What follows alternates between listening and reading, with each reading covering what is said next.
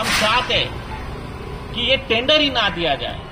किसी भी हालत में मालेगांव महानगर पालिका ने किमान वेतन पे कर्मचारी भर्ती करके शहर की स्वच्छता करनी चाहिए। देख रहे हैं अब तक न्यूज चैनल। मालेगांव महानगर पालिका ने किमान वेतन पे 1500 लोगों की भर्ती करनी चाहिए और उनके जरिए शहर स्वच्छता का और महापालिका प्रशासन का काम होना चाहिए। ये हमारी मांग थी। ये दोनों डिमांड के लिए हमने आज कमिश्नर साहब को फिर से एक बार निवेदन दिया। पहले भी हमने कचरे के ठेके का विरोध करते हुए निवेदन में ये डिमांड की थी कि मालेगांव शहर के बेरोजगारों को रोजगार दो, किमान वेतन पे कर्मचारी भर्ती करो और उसके आधार पे आप शहर स्वच्छता का काम करो। ठेके में लगने वाली रकम जो है उससे बहुत कम मात्रा में ये काम होने वाला है, ऐसा हमारा अनुमान है। महापालिका ने इसके ऊपर कुछ भी एक्शन लिया नहीं, इसलिए आज हम फिर से वो डिमांड लेके आए थे कि कर्मचारियों हित के लिए, शहर हित के लिए और आर्थिक बात को प्राधान्य देते हुए शहर मालेगांव महानगर पालिका ने 1500 कर्मचारी किमान वेतन पे भरने चाहिए और 614 लोगों को जिनको मंजूरी दिया है शासन ने पदों को, वो कायम करने चाहिए। एग्रीमेंट हुआ मालेगांव महानगर पालिका ने स्वच्छता आउटसोर्सिंग का जो टेंडर निकला था उसके ऊपर की प्रोसेस पूरी की है। हमें जो मालूमात है उसके मुताबिक, हमें एग्जैक्ट आंकड़ा अभी तक पता नहीं, पर हमें जो मालूमात मिल रही है उसके मुताबिक कम से कम 2.5 से 3 करोड़ रुपया हर मंथली स्वच्छता के ऊपर खर्चा होने वाला है। हम जो टेंडर दिया गया है वो राजकीय दबाव में दिया गया है, ये सीधी बात है। मुझे जो मालूमात है उसमें से कुछ कंपनियों की ब्लैक लिस्ट होने की शंका है, उसे नोटिस दी गई है, उसके कारोबार की चौकसी होने की जरूरत है। इसके बारे में पहले भी हमने महापालिका प्रशासन को लिखित स्वरूप में कहा था।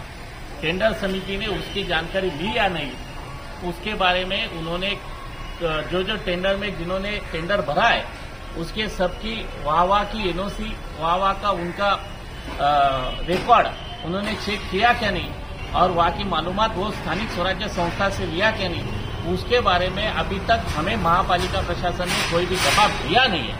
हम चाहते हैं कि ये टेंडर ही ना दिया जाए।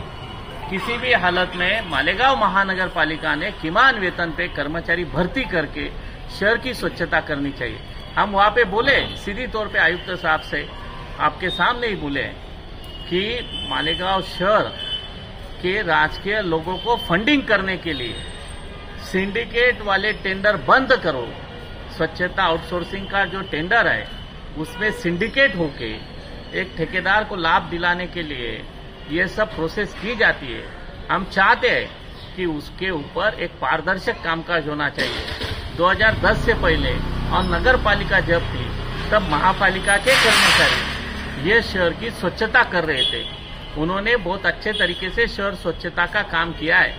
गत 15 साल में मालेगांव शहर की अवस्था बिकट हुई है, अस्वच्छ मालेगांव की प्रतिमा निर्माण हुई है। इसके लिए सीधी तौर पे महापालिका ने दिए हुए ये जो टेंडर है वो जिम्मेदार है, ऐसा हमारा कहना है। आयुक्त साहब ने स्पष्ट आपको मतलब काउंटर करते हुए कहा कि हम सक्षम नहीं है, जितनी गाड़ियां आप बोलते हो उतनी गाड़ियां हमारे पास नहीं है, उतना मनोबल हमारे पास नहीं है।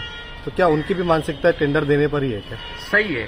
राजकीय दबाव में काम करने वाले और राजकीय नेता के आशीर्वाद से यहाँ पे विराजमान हुए लोगों को किसी भी हालत में स्वच्छ और पारदर्शक कारोबार करते टाइम बहुत बड़ी दिक्कत आती है।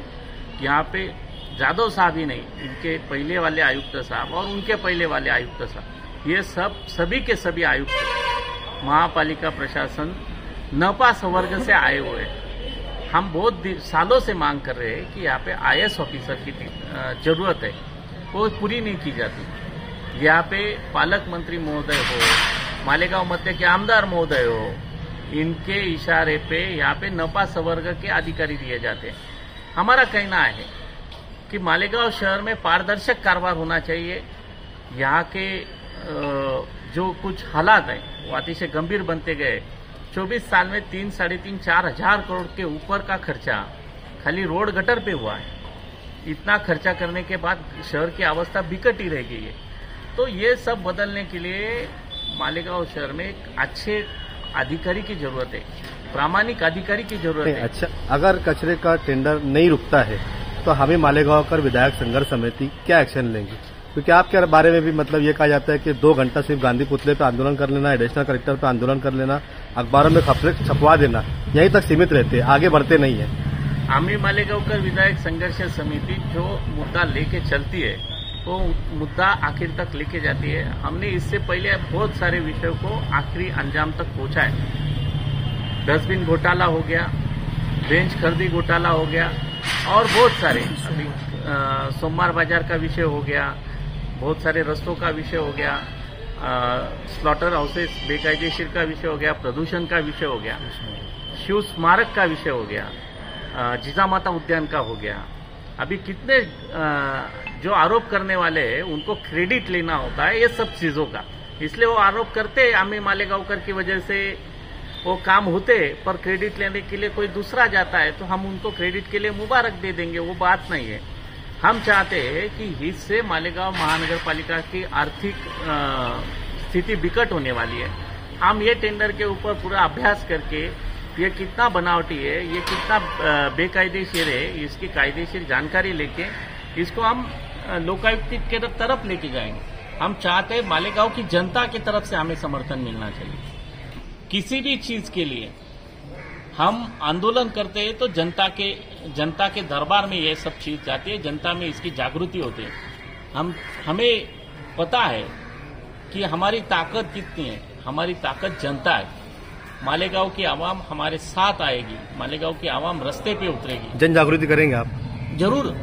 कचरे का ठेका देने के बाद इसमें कितना बड़ा भ्रष्टाचार है, महापालिका की कितनी आर्थिक परिस्थिति खराब होने वाली है, इसके बारे में हम जल्दी जाके और एक निवेदन निकाल के हम जनता के सामने ये सब चीजें रखने वाले हैं। हम चाह रहे कि ये टेंडर ना होए, हम चाह रहे कि ये टेंडर वर्क ऑर्डर ना होए, और ये होने के बाद इसके कायदेशीर सब बातें देख के एक कायदेशीर प्रोसीजर की जाएगी और दूसरी जनता की अदालत में जाया जाएगा।